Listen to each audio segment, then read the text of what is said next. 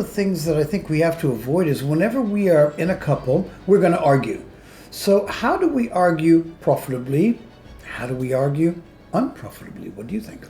Well, first of all, I think one of the things that we need to look at is analyze why we are arguing at all. Does one person always start something and never give the other person a chance to start something? Do you feel like you're listened to? Precisely. Or, for example, when you're going to get in the car, do you give your spouse the opportunity to drive if they want to, or do you automatically go straight to the driving side? You see, we have. This is a smile of conviction, so she'll just carry on that. No, but if we don't know that there is something going on, if we don't understand that there is an issue, then it's never ever going to be resolved. So there are times when it is important to bring up a point so that it can be discussed and brought out into the open. Okay. You're never ever going to solve a problem if it doesn't ever come to light. Let's take that idea of you wanting me to ask you, would you like to drive? Okay, let's say I am considerate and I ask her, would she like to drive? Now that's a good thing, but then once she does start to drive, I have to let her drive. So how does it feel to be in the driver's seat, my love?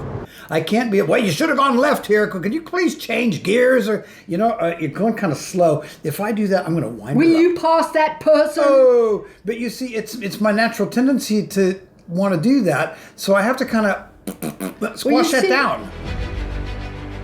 Quite often in a relationship, you will have somebody who is a natural leader. It doesn't mean to say that the other person cannot lead, but actually they tend to concede their leadership ability to such a degree that the other person habitually takes it on. Yeah, and then okay. doesn't think that the other person maybe should. Mm-hmm. Okay. Leaving space for you to express yourself. Yes. You leave me space to express myself. I think that arguing unprofitably would be if I actually squash her right of expression. Or vice versa, because I'm devaluing her as a person. Which brings us to a point. Yes, ma'am. Because madam. Because we've got another point here which says listening but not valuing. So, for example, it would be one thing for me to turn around and say, "What do you think, dear?"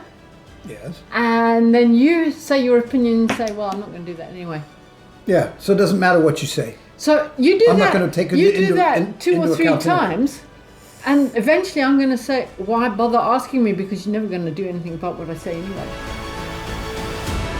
However, you as the protagonist, you have got to, if you present an idea to me and I've asked for advice, you mustn't be bitter and twisted if I don't exactly implement what you tell me.